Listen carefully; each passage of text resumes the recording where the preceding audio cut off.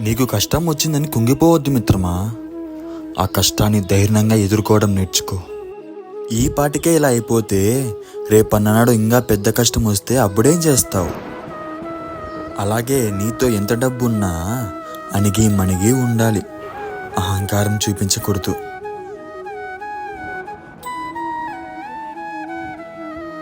హరే కృష్ణ. ఇదంతా మహాభారతంలో శ్రీకృష్ణుడు అర్జునుడికి చెప్పిన మాటలివి.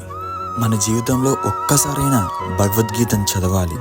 అప్పుడే మనమేంటో మన జీవితం ఏంటో మనకి బాగా అర్థమవుతుంది. నా ఈ చిన్న ప్రయత్నం మీకోసం. హరే కృష్ణ. హరే కృష్ణ.